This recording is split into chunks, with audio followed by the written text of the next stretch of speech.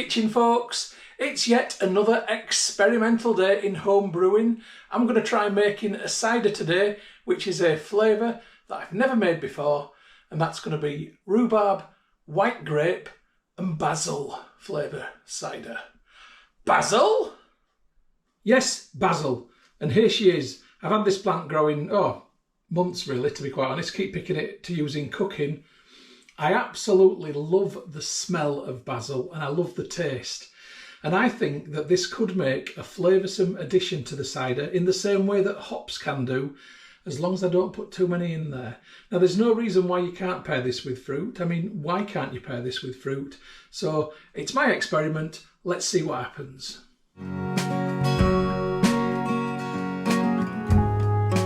So let's have a look at my key ingredients. So it's a cider and I'm going to need apples, and these are windfall apples from my garden. I'm going to be using quite a few kilos of these and I'll show you what I'm going to do with them very shortly. My white grapes are yellow sticker bargain white grapes from Morrison's. So I couldn't resist that, and I didn't actually pay £1.50 for them either. They were in a too good to go bag, which cost £3.09, and I got 3 of these in there. So I'm using one of them in the cider. I've picked 5 stalks of rhubarb from my garden. Now, it's very late to be picking rhubarb at this time of year, but my plant is such a big, strong beast that I think it won't hurt it just to pick a few off it. So it's probably still got 12 to 15 stalks on there, and it needs those to recharge for the winter. Back to the ingredients. So here's my basil. I'm just going to pick leaves off there and add them to it. I'm not quite sure how many leaves I'm going to pick yet. I'm just going to do what feels right as I do it.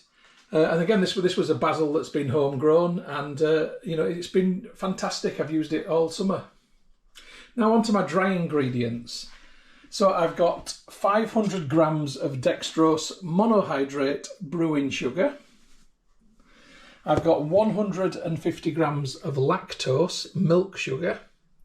And then my yeast of choice is dried active yeast, Van Class dried active yeast, I should say. I've got Young's yeast nutrient, and I've got pectolase, hopefully to achieve clarity in my brew.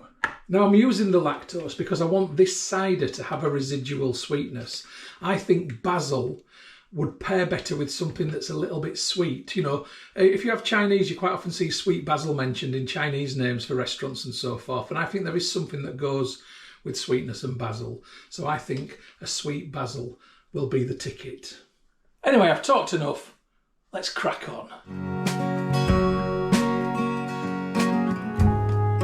I'm going to be making my cider today in this TecTake Steam Press. I'll assemble this and explain it to you as I go along. And I'm going to be fermenting in the good old-fashioned Boots demijohn. 4.54 litres, 1 imperial gallon, the Warhorse. 1970s bad boy. Possibly 80s. So I'm going to begin by adding some warm water into the base of my steam press, or my steam juicer, steam press, whatever it's called.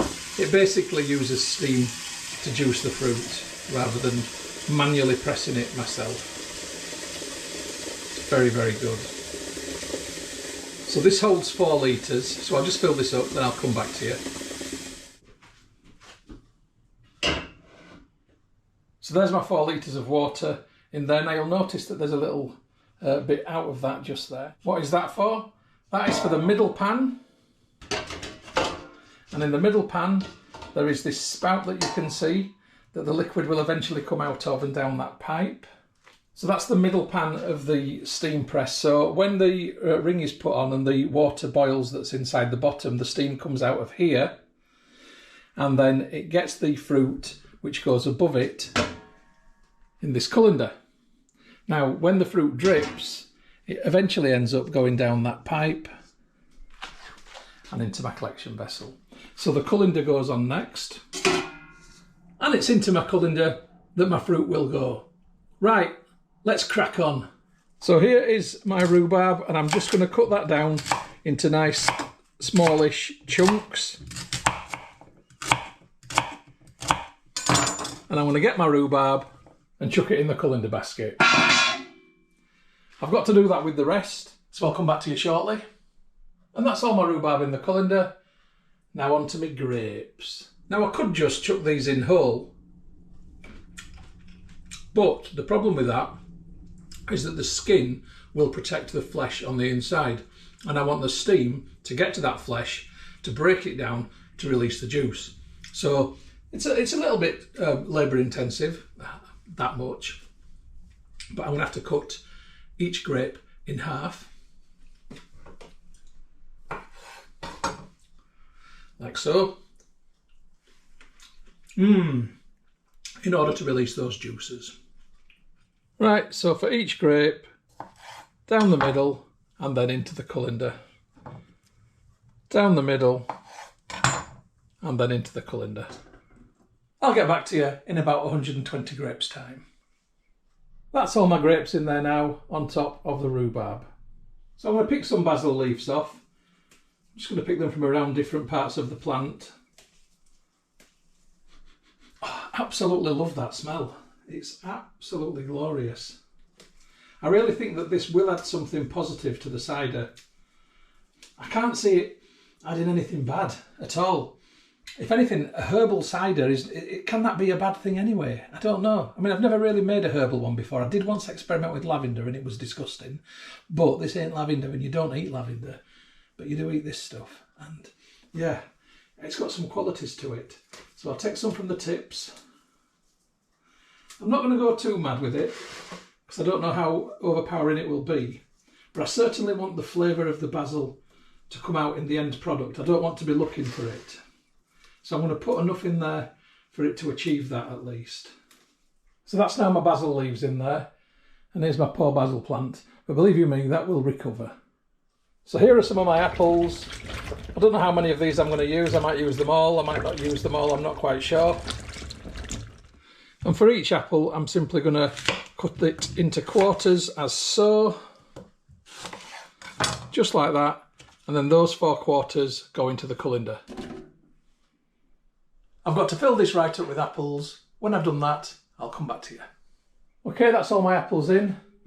Still got a few left, but they're getting a bit bad now. They've been bruised as they've fallen off the tree. And I'm conscious that some of these that are bad, a little bit of bad doesn't hurt, but ones like that will hurt. So I'm being a bit more cautious now. I don't want it to turn out like vinegar. So lid goes on. And this bit is done for now. But before I can begin the steam press, I need to get the sugars into my demijohn. So here's my demijohn with funnel in top.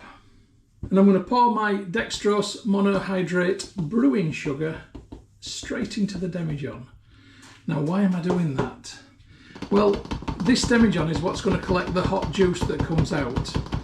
And this sugar dissolves quite easily. So I'm going to kill 2 birds with 1 stone, and as the hot juice drips in, it's going to dissolve the sugar. The purpose of this sugar is to increase the original gravity, which will mean I'll get a stronger cider in terms of alcohol by volume. The lactose is to give it a sweeter taste.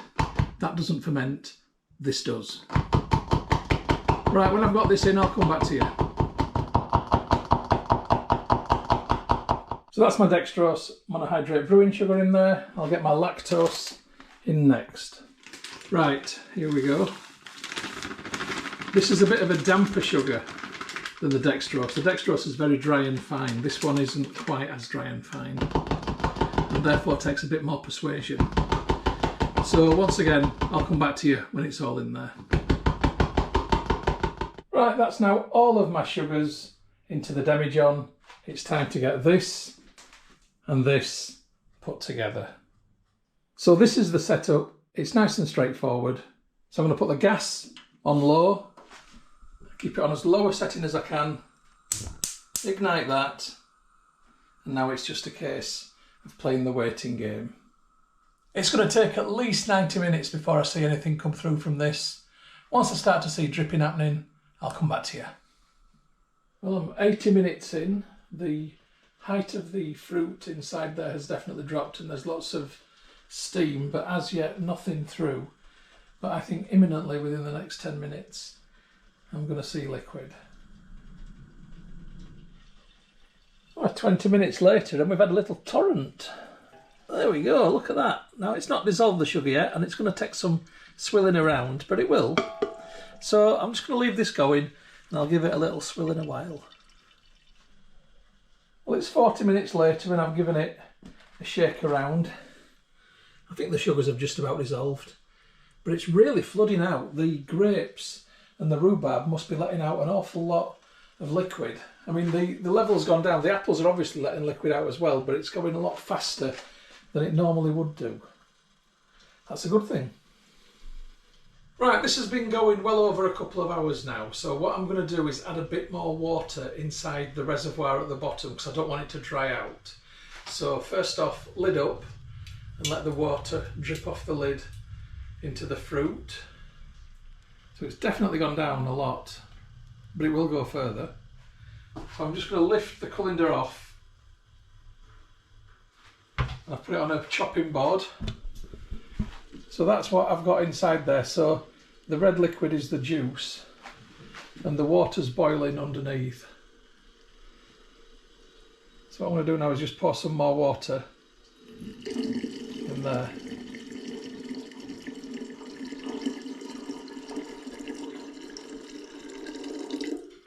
And that'll just ensure that it doesn't go dry.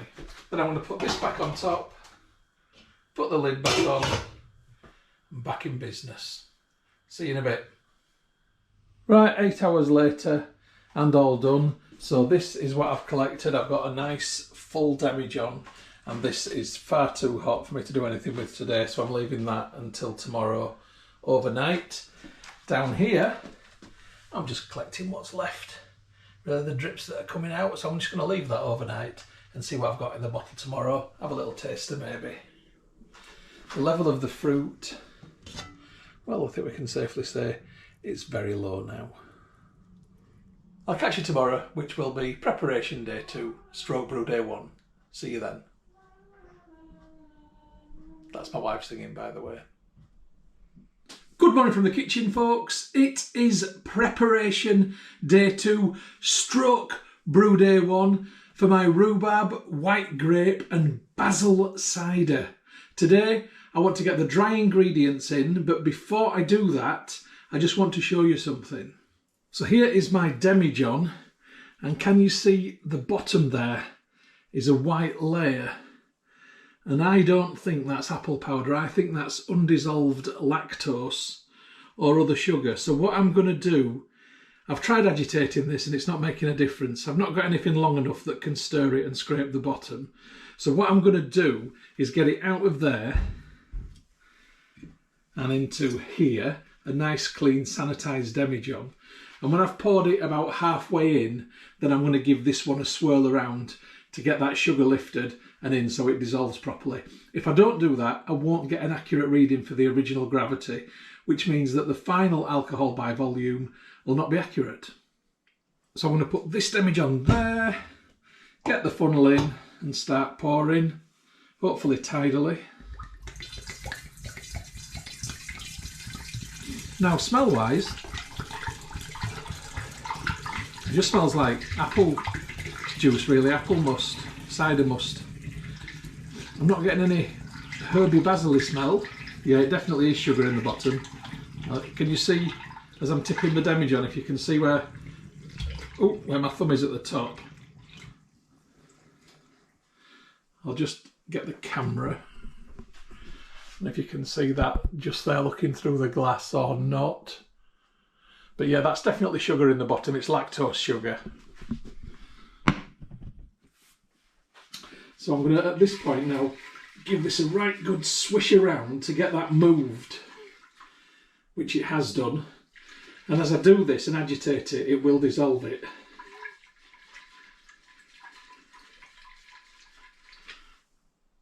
Yeah, right, I can continue pouring this now into the other demijohn. And this is now more syrupy, which you would expect with more dissolved sugar in it. So unfortunately the bottom demijohn's going to froth and I'm going to lose a little bit.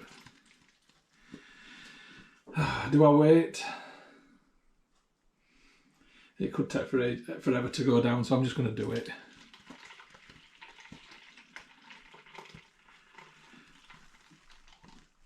I mean, we are talking, probably I'm going to be losing about 20-30 ml, that's all.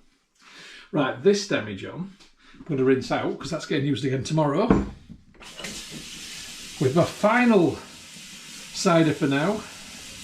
Gosh, it's been intense. I've literally done all of this season's ciders over 2.5 weeks because of Storm Lillian and losing all the apples off the tree. Well, not all of them, but nearly all of them. But I'll tell you what I have spotted. On my estate, I've spotted a crabapple tree, and I'm going to go and pick loads of crabapples next week because I've never made a crabapple cider. Future video. Right, what I would like to do with this... 1 second. So this is the rest of the juice that I took out of the extractor that I didn't put in the demijohn. It smells pretty much like what's in there. It's got no other ingredients in it. I was just going to use this literally as fruit juice, but I'm going to pour this into there. This has been in the fridge incidentally, and that will hopefully dissipate the froth so I can carry on and not be waiting for ages for that froth to go. Yeah, that's worked. Right, good stuff. Still got some juice for later. So what I want to do now with my frothy demijohn, let's give it a little rinse. That's better. We're frothing at the bit it was. Right, hydrometer tube, funnel, hydrometer. Because I've just added that other bit of liquid in, I'm just going to give it a little stir around with the hydrometer just to ensure that it's not sitting at the top and that it is all mixing. Okay, so I'm going to sacrifice 100 ml for the greater good, which I'm actually going to drink. Oh, slightly over 100 ml, never mind. So I've got a big frothy head on this. That's going to make it a pain in the bum to read the original gravity reading from. So I'm going to leave that for a little bit and see if that froth goes down. And I'll come back to my demijohn. And what we'll do is get the dry ingredients in. I'm just going to give it a little rinse first, actually. Get that in there. Here's my pectolase. This will hopefully achieve clarity with the brew. It will break down the pectic enzymes in the apple and hopefully means that I'm not going to have a cloudy cider. If I have, it's not the end of the world, but it's always nice when it's clear. I can't get my teaspoon in here, so I'm just going to tip to what I think is, a nice rounded heaped teaspoonish type thing, whatever. Then I'm going to add my yeast nutrient. I do that because it's crystalline and it sticks. And actually, I'm not even going to put my teaspoon in. I've only got a bit left in the bottom. I'm just going to tip it in. So, mental note, get yourself on Amazon. This is Young's yeast nutrient, and it's pretty much all I use. Not because I'm like a Young's fanboy, I just think it's very good. And now my yeast of choice, my Van Class dried active yeast. Again, I have no idea what strain this is, but it's good. So I'm going to do 1 flat teaspoon and another half a flat teaspoon in there. That's all I need. The yeast multiplies. And I've got literally enough left in there for 1 more brew. Now, I'm just going to give this a little swizzle around. I'd like the yeast to sink to the bottom and not just float on the top. I want it to get involved because it's going to have a right good time in there. Oh, there's lots of sugar and lots of goodness and nutrient. Lovely stuff. Right. I'm going to have a little tidy round, label this up, and then I'll come back to you. Right, the foam's pretty much gone down, so let's get an original gravity reading. Oh, it's a big one. Yeah. Oh gosh, it's a big one. I didn't expect it to be this big.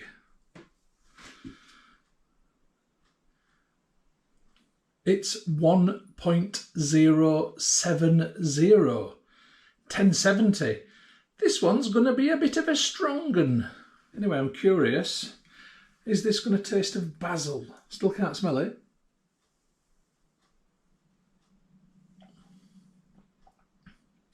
Oh, it's very syrupy. Oh, the rhubarb comes through. Oh, it's nice, that. rhubarb jam flavours. The grapes are anonymous, as would be expected. There is something slightly aromatic in there, but it's not strong.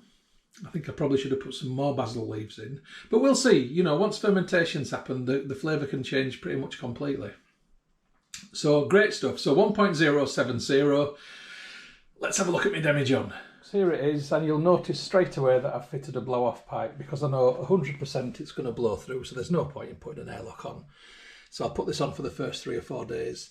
It's quite high in there, and it will end up probably down to about there once it has blown through. There's the label: rhubarb, white grape and basil cider. Original gravity 1.070, and today's date the 31st of August 24. So we're 1 day from the meteorological autumn, but as you can see, we've got a lovely warm day. This is a south-facing conservatory connected to my living room. It's going to get very warm in here today. This will start fermenting in a matter of hours, probably in a couple of hours. Once fermentation begins, it will produce CO2 that will come up the pipe and start bubbling in the water down there. So I'll come back to you when I start seeing bubbles. See you then.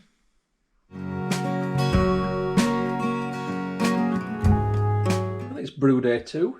It's took slightly longer than expected. I thought this was going to happen yesterday, but it's happened overnight. So the rhubarb, white grape and basil cider has got a definite krausen. It hasn't blown through yet, and it might not do, but let's wait and see. But there we go, and into there, and we've got bubbles coming up from the blow-off pipe. So fermentation's happening. I'll give you an update in a day or 2. Catch you then. Well, it's brew day 4, and hello. You know, you're not normally interested in things. Anyway, it's brew day 4, and my rhubarb, white grape and basil, hello again, cider, which never usually interested in, is now 4 days old, and it has gone through the process of blowing out. You can see that there is foam in the water jug just there. So the krausen did blow through, but now it's all settled down, so it's time to put an airlock in. Right, so what I'm going to do anyway is I'm going to remove that bung from there. Just pop that in there. All needs a wash. I'm going to get my nasty old airlock in. This is one that's gone yellow with age. It's an old one. Oh, definitely 1980s. And there we go, and that's now bubbling through there. You can't really see through it very much. Oh, somebody's interested. Anyway, that's it for now for my rhubarb, white grape and basil cider. Okay, I'll come back to you at the end of fermentation. See you then.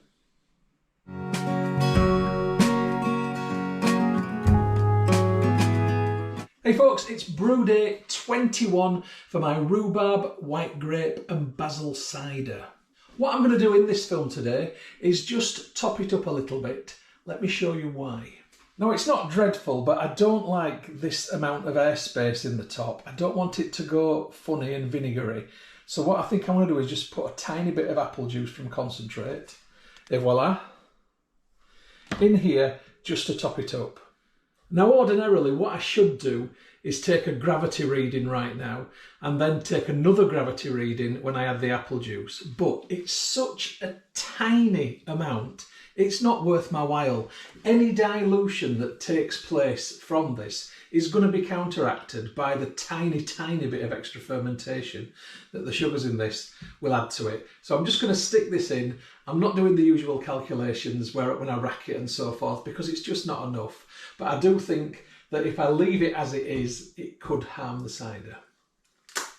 So this is just straight apple juice from concentrate. It just contains apple juice. I'm doing this with a few different ciders today, incidentally. So in this goes, and it will kickstart the fermentation very, very, very slightly. And there we go. That's it. That is now done. Okay, I'm going to come back to you when fermentation is over. Oh, and it's popping away straight away. There you go. So when fermentation's done, I'll come back to you. Catch you then.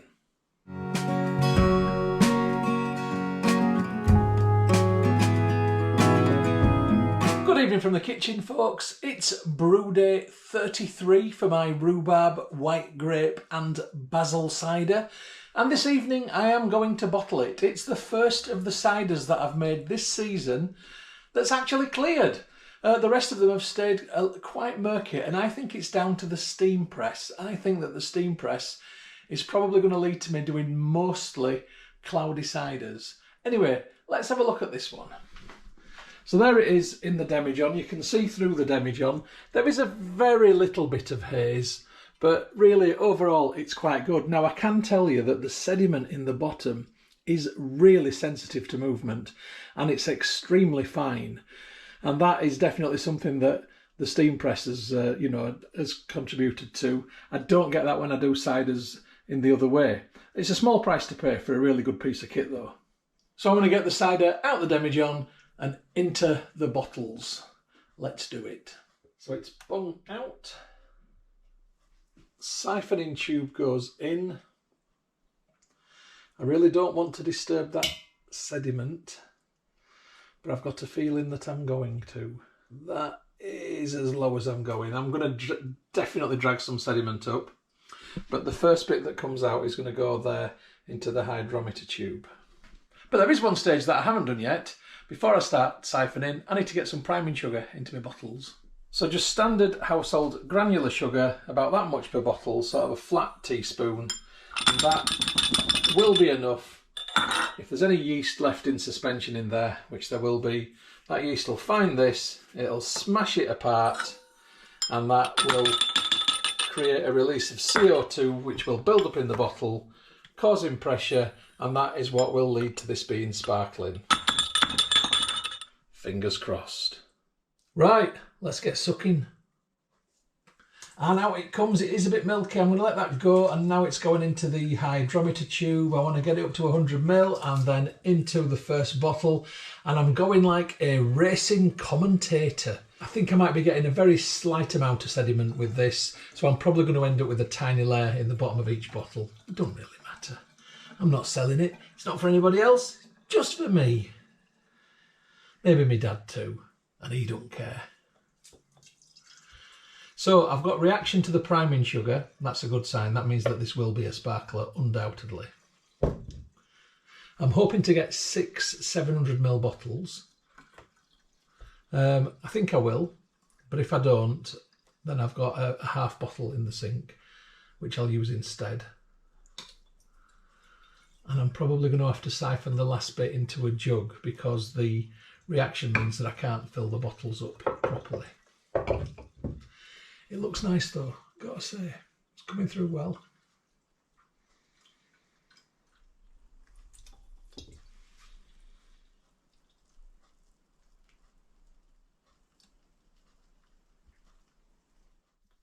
And into that one. So yeah, I think I'm going to be okay. I think I'll get 6 bottles, but it might be that I have to put some into this one and then tip it from there into the others to top them up. I can always use what's in there even though it's a bit cloudy.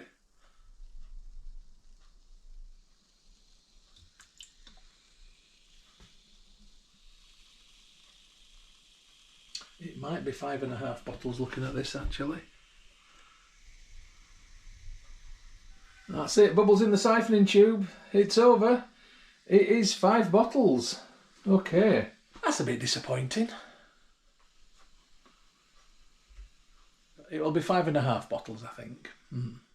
Actually, now that they've settled, I think I can get 6 because I think the 100 ml that's in there will be enough to top that one, that one, that one, and that one up. I think I'm going to do that. So I better take a gravity reading. So the hydrometer tube is cleaned and sanitised, and this is cleaned as well. I'm just going to give it another rinse because I've touched it.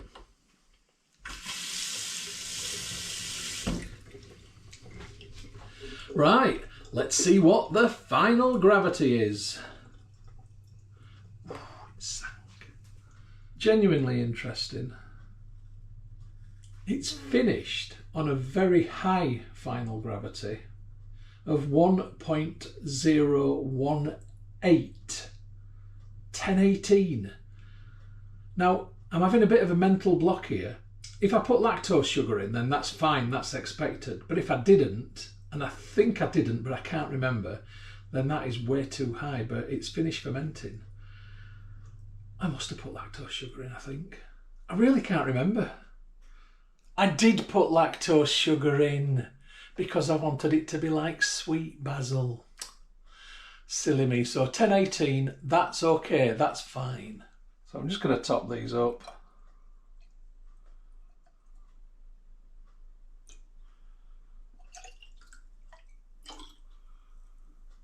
Right, we're good. They're done. I've got a tiny nifter in the bottom. No point in wasting it.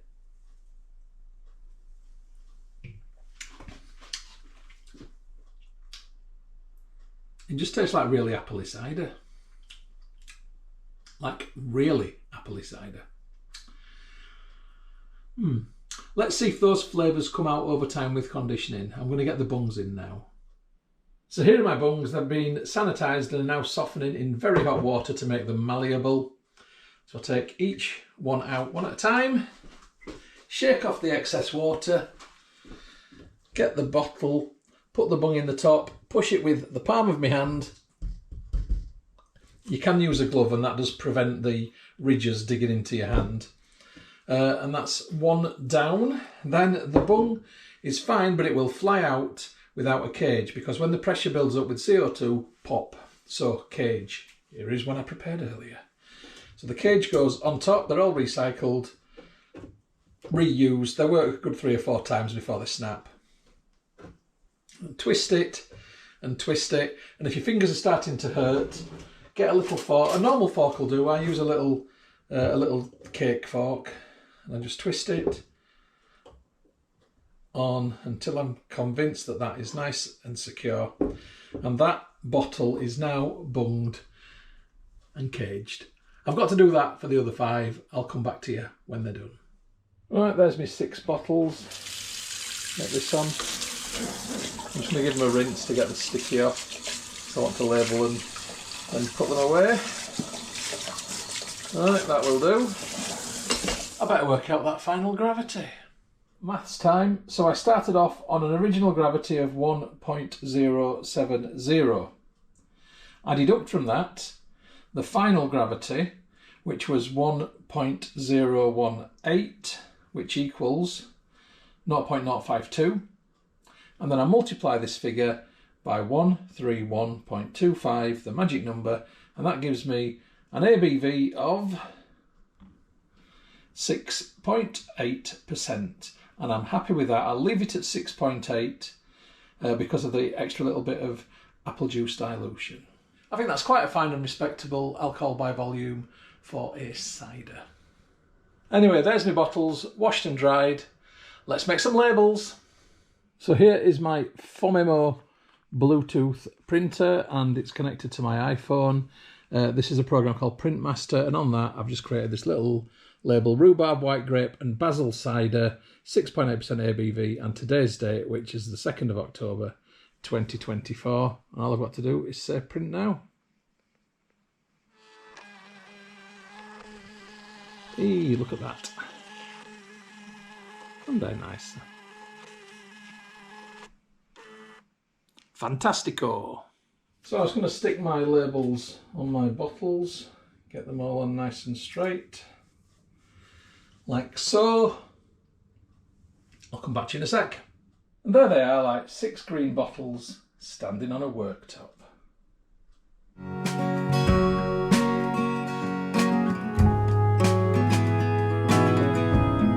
Okay, I'm in the living room and this is where my bottles are going to condition on top of my drinks cabinet.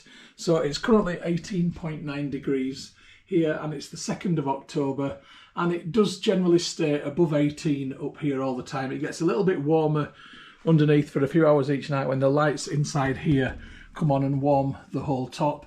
But this is going to be perfectly adequate for this to condition, and I've got other wines and ciders up there conditioning also. So the conditioning process will allow that secondary fermentation to take place, that really small fractional fermentation, which will lead to CO2 being created, which will lead to carbonisation and fizzy cider. Okay, as well as that, giving it time allows the flavours to develop, and sometimes you get a separation of flavours, sometimes you get different layers, sometimes you start with one flavour and finish with another. When I tasted it out there from the hydrometer tube, it just tasted like very appley cider. And in all honesty, it was very nice, but I wasn't getting the rhubarb, the white grape and the basil. So I want to see if any of that starts to appear. I suspect that the white grape will be anonymous, it was just a bulker, but the rhubarb hopefully will come out, and I hope the basil does too. So I'm going to come back to you when I think this is conditioned. I'm going to give it 6 weeks, so it's going to be sometime in November when this is done, and I'm opening it, and you'll probably be watching this in December or January. Right, catch you then. Good evening from the kitchen, folks. It's been 31 days since I bottled my rhubarb, white grape and basil cider. So today is the grand opening and tasting. I've got no idea if it's carved or not, but the bung has certainly raised a little, if you can see just there.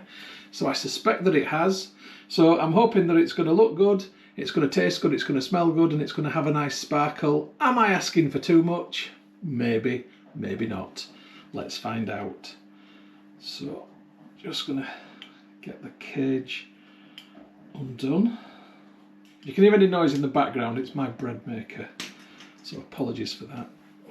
Right, am I going to get a pop? Oh, I did, yes, and I've got vapour.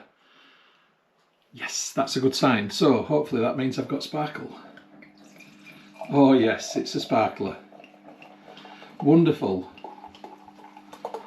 Right, I'm just going to stop it there and give it a little sniff. It's got a really pleasant smell actually. It smells a bit like a perry. Rhubarb, white grape and basil. Am I getting rhubarb, white grape or basil? I can't say that I am, to be honest. I've just got a nice smell. It smells quite sweet.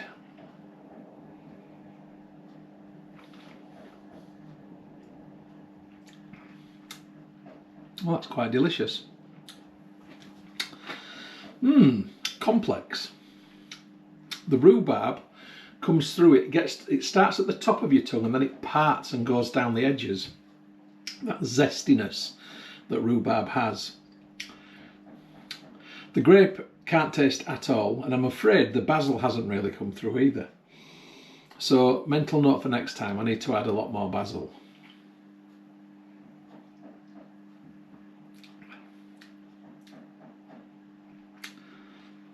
It's like a really nice medium perry that's got a zestiness to it. A zesty perry, is there such a thing? It's very drinkable, very pleasant. What's the percentage? 6.8%. Yeah, I think it's in that ballpark to taste as well. Yeah, it's very nice. It's been a success.